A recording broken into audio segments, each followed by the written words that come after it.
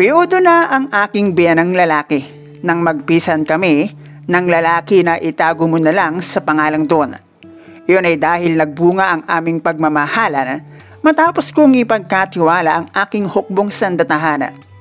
Hindi ko mawari kung masama ba ang loob ng aking biyanan na itago mo na lang sa pangalang Ernesto. Yun ay dahil sa ugali niyang di ko basta-basta magets noong babago pa kaming live-in ni Don. Yun pala, tulad ni Don, sa aking kagandahan ay nabighani din ang aking biyanan na naging dahilan upang ang matigas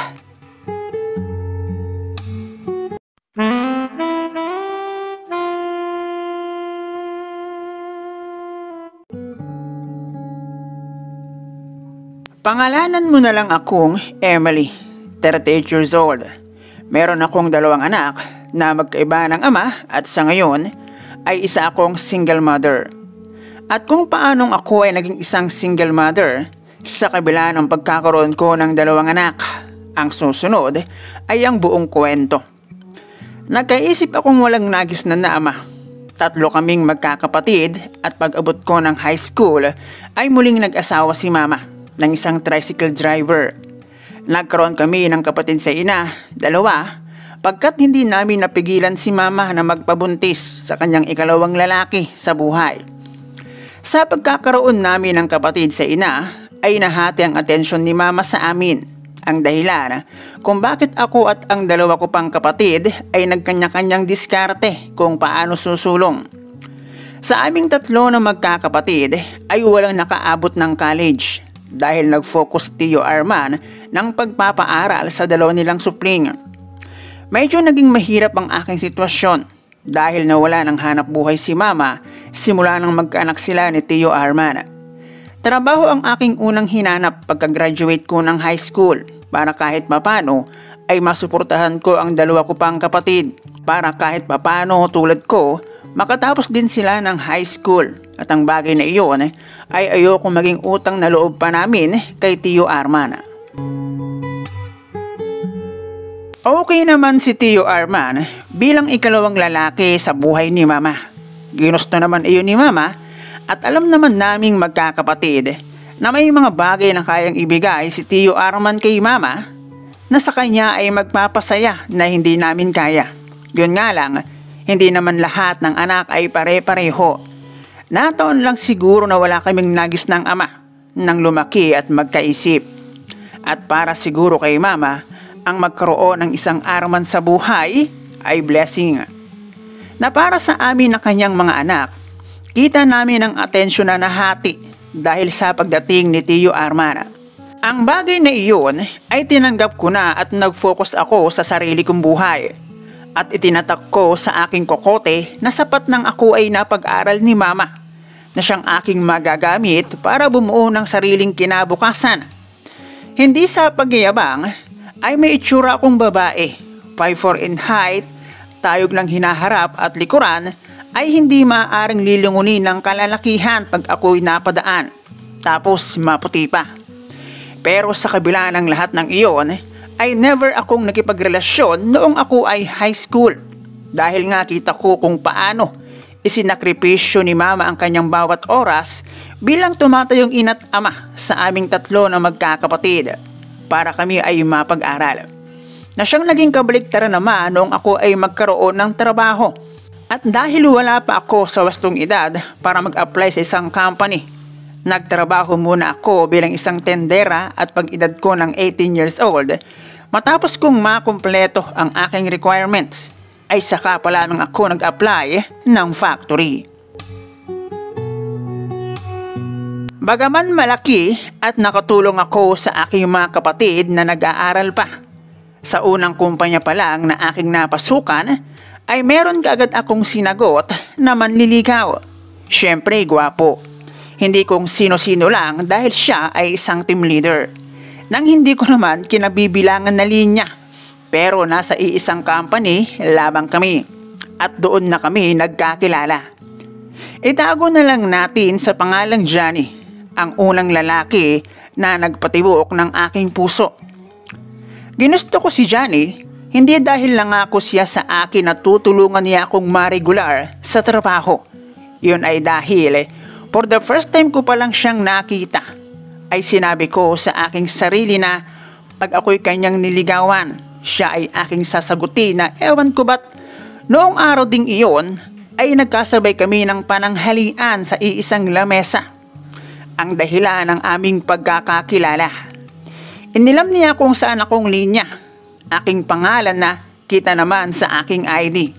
Hanggang sa ayon nga't inabangan ako ni Johnny noong hapon na kami ay mag-uwian. Doon na nagsimula ang aming journey. Nilakad namin ang loob ng compound, palabas ng gate habang nagkukwentuhan. At bago kami maghiwalay ng landas ay nagpalitan kami ng contact number. Hindi nagtagal ay napunta sa panliligaw ang pagiging magkakilala namin ni Johnny. At dahil sinabi ko sa aking sarili na sa oras na ako ay kanyang ligawan, sasagutin ko siya at gano'n na nga ang nangyari. Doon ko lang naranasan sa unang pagkakataon ang magkaroon ng boyfriend. Nakakakaba na nakakailangan, lalo na pag kami ay magkasama. Lalo na ang unang pagkakataon sa buhay ko na mahagka ng isang lalaki na siyang naging simula ng paglalim ng aming relasyon. Na ang dating kabado at naiilang ay tila naghahanap pa ng mas exciting part ng buhay. Si Johnny ang unang lalaki na nakarating at nag-ensayo sa sigradong silid ng kaluluwa at panahon. Yun ay matapos niya akong mapaniwala na kanya akong papakasalan anuman ang mangyari at akin namang pinaniwalaan. Mali ko bang hindi pala totoo? Isang taon na din naman kasi ang naitatagal ng aming relasyon nang hayaan ko siyang pumasok ang tulisan. At naisip kong sa tagal namin ay dapat ko na siguro siyang pagbigyan. Lalo't sa mga nagdaang araw pag hinihiling niya ang bagay na iyon sa akin ay hindi siya nagiging mapilit. 3 taon ang itinagal ng relasyon namin ni Johnny. At sa loob ng 3 taon na iyon ay hindi na rin namin makwenta ang aming nagastos para lamang bumayad ng space para gawin ang isang bagay na para lamang sa mga taong pinag-isa sa loob ng simbahan. Ayun na nga, matapos ang aming hindi malilimutang sandali na sinasabi ang salitang I love you sa bawat isa tuwing aabot sa huling segundo ay nauwi lang sa isang mapait na mapaklapang alaala ang aming relasyon ni Johnny. Kung noong bago pa kaming magjowa ni Johnny ay puno ng good vibes ang bawat pagdaan ng oras, araw, linggo at taon, sa aming paghihiwalay pakiramdam ko ay nababalot ng kawalang pag-asa ang aking buhay. At dahil para rin kaming mag-asawa kung maglaro ng apoy, inisip kong magiging isa iyon sa aking kahinaan para hindi ako gustuhin ng isang lalaki. Nakakawala ng kumpiyansa sa sarili ang iwan ng taong iyong pinagkatiwalaan. Pero syempre, ang lahat naman ng hinagpis matapos ang sakit ay tsamba pag hindi ka nakatagpo ng bagong liwanag. At dito ko na nakilala si Don na ama ng aking panganay. Matapos ang halos 1 taon, naday ko pa ang nagluksa sa paghihiwalay namin ni Johnny. Muli akong sumulong dahil kailangan at wala naman akong ibang lalapitan.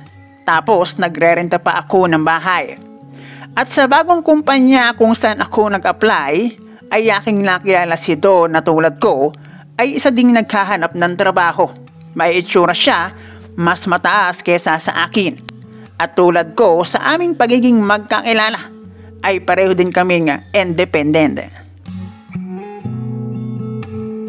25 years old ako nang makilala ko si Don na noon ay 28 years old. Naging maganda ang pagiging magkakilala namin dahil hindi naman sa panliligaw kaagad napunta ang aming pagiging magkakilala. Lumalabas kami pag walang pasok, walang kami pero close kami na naging dahilan kung bakit walang nagtangka sa akin ang lumigaw. Tulad ko ay nagrerenta din ng bahay si Don hanggang sa ayun nga at nauwi sa pag-iibigan ang aming pagiging magkaibigan. Wala akong itinago tungkol sa aking nakaraan. Kaya bago pa naging kami, ay alam na ni Don na siya ay pangalawa na lamang sa silid ng kaluluwa at panahon kung sakali. At sa pagiging magjowa namin ni Don, sa loob lamang ng 2 buwan namin ng pagiging magkasintahan, ay nagbunga ang aming pagmamahalan. At isang mahigpit na yakap ang kanyang iginawad sa akin nang aking ipaalam na nagbunga ang aming pagmamahalan. Noon ding araw niyon ay umuwi kami sa bahay ni Don at doon ko lang nalaman na ama na lamang pala ang meron siya. At siya nga si Ernesto, ang biyenan kong hilaw. At tulad ko si Don ay medyo hindi rin maganda ang kanyang pinagdaanan bago kami naging magkakilala. Sa aking pagdadalang tao ay nahinto ako sa aking pagtatrabaho. Nagsama kami ni Don at alam iyon ng aking magulang. Para makatipid kami ni Don ay doon kami nanirahan sa kanilang bahay dahil nag-iisa lamang doon ang aking biyenang hilaw dahil ang 2 kapatid ni Don ay pareho ng may pamilya. Sa aking pananatili kapisan ng aking hilaw na biyenan ay ramdam ko na tutol siya sa aming pagsasama ni Don. At ang isa sa naisip kong dahilan ay dahil mababawasan ang taong mag-aabot sa kanya ng pera. May hanap buhay naman ang aking biyenang hilaw at siya ay isang cook sa hindi naman kilalang resto. Ayos din yung biyenan ko at masasabi kong kahit may edad na ay napanatili pa rin niya ang kanyang itsura na maaaring minana doon na aking ipinagtaka. Kako kay Don, bakit si Papa ay hindi na nag-asawa? Dagdag ko pa, sayang naman ang magiging lahi pa sana. Liban sa naisip kong dahilan kung bakit tutol ang hilaw kong biyenan sa aming pagsasama ni Don ay dahil sa ugali niyang hindi ko talaga magets na kung may option lang ako na ibang matutuluyan ay iyon ang pipiliin ko kesa ang makasama sa iisang bahay ang hilaw kong biyenan. At dahil sa pakikitungo sa akin ng aking biyenang hilaw na si Ernesto ay parang siya pa yata ang aking napaglihian. Dahil sa kanyang ugali na dinaig pa ang may buma ng dalaw, lalo na pag ayaw niya ng luto kong ulama, na para bang kung minsan ay ipaparinig pa sa akin ang tamang pagluluto. At sa bagay na yon ay aminado naman akong sablay talaga. Ako pagdating sa pagluluto, ikaw na. Ang sa buong buhay ko yata, bago ko pa nakilala si Don, wala na yata akong ginawa, kundi ang bumili ng lutong ulam o kung hindi man, ay sa karenderya na ako kumakain. Kaya kayo girls, bago mag-asawa ba, kahit pa paano mag-aral kayo kung paano magluto. Dahil hindi sapat ang basta ka lang marunong magsaing at magprito ng itlog o tuyo. Makalipas ang 9 na buwan, simula nang sumuli ang naipunla ni Don, ay tuloy nang lumabas ang bunga ng aming pagpupunyagi. Lalaki ang aming panganay. Hindi man kami kasal, pero masaya ako dahil sa pagtupad ni Don sa kanyang tungkulin sa akin bilang ama ng aming panganay. Masipag na lalaki si Don, lalo na noong makita niya ang aming panganay. Kulang na lang gawin niyang araw ang gabi at hindi siya nahihiyang mag-ipon ng kalakal na pwedeng maging pera pag dinala sa junk shop. Noong una, ano yan? Iyon ay dahil hindi ko naman siya nakilalang ganon. Gagawin daw niyang mag-ipon, magka-saving sa abot ng kanyang makakaya at kaming kanyang mag-ina ay hindi niya iiwan na puproblemahin ang pera.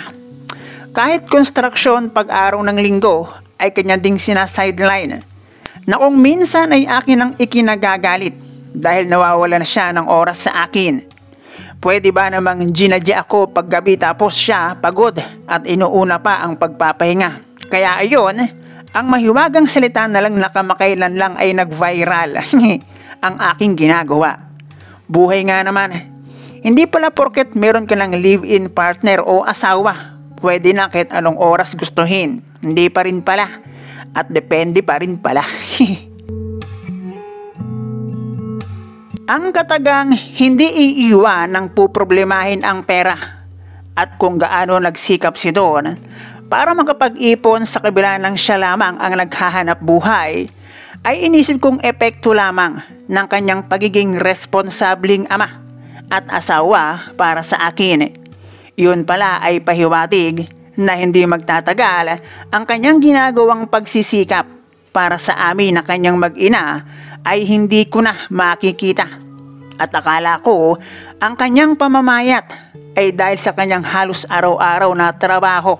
Yun pala, meron siyang karamdaman na inililihim sa akin. Diagnose na merong lung cancer si Don at huli na ng aking malaman. Gusto ko siyang ipagamot pero siya na ang nagsabing ilaan ko na lang ang pera para sa amin na kanyang mag-ina.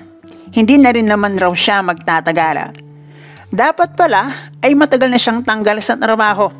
Nakiusap lamang siya na kung maaari hanggat kaya niyang magtrabaho para sa amin na kanyang mag-ina. Noong oras na iyon, hindi ko alam kung sino ang aking sisisihin. Yung kulang na lang, itanong ko, bakit laging ganon? Yung una kong minahali, iniwan din ako. Tapos ang ikalawang lalaki sa aking buhay, ganon din. At sa kabila ng aking pagdadalamhati sa pagkawala ni Don, ang biyanan kong hilaw na si Ernesto ang nasa aking tabi. Hindi din naman niya binabayaan si Don, pero kung ano lang din ang sinabi sa akin ni Don, ay iyon lang din ang sinabi niya sa kanyang ama. Sa paglisan ni Don, gustuhin ko mang umuwi sa amin, pero magmumuka kaming sardinas sa dami namin. Dahil hindi naman ganon kalaki ang bahay namin. Na isa sa dahilan kung bakit mas pinili ko ang magrenta ng bahay noong ako ay nagtatrabaho.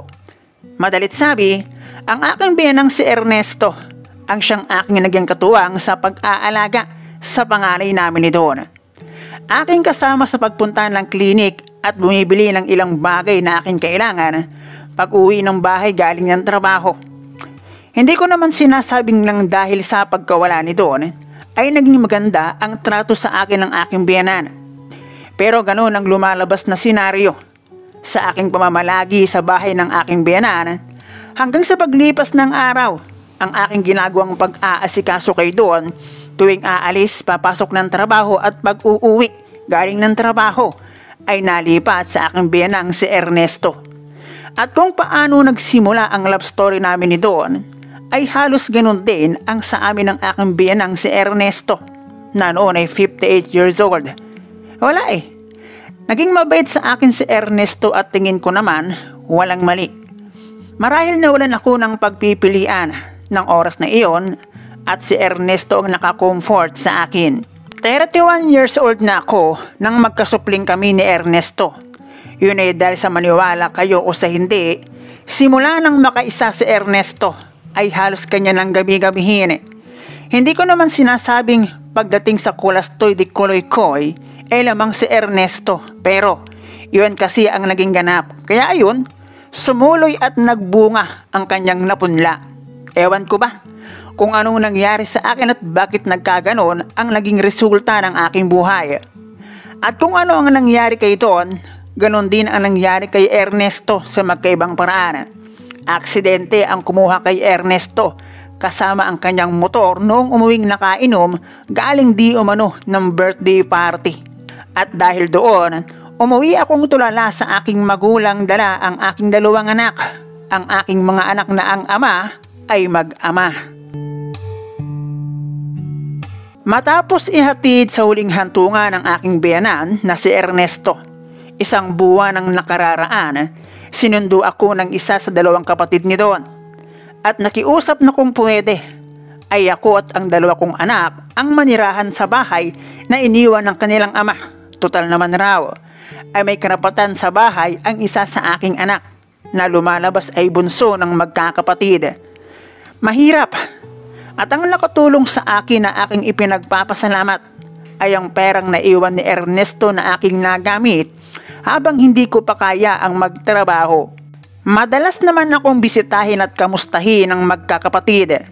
Ilang taon na rin nang nakalipas. Hanggang ngayon ay sariwa pa rin sa aking alaala ang lahat. Lalo na pag nakikita ko ang aking mga anak na tila dalawang buhay na alaala ni Don at Ernesto.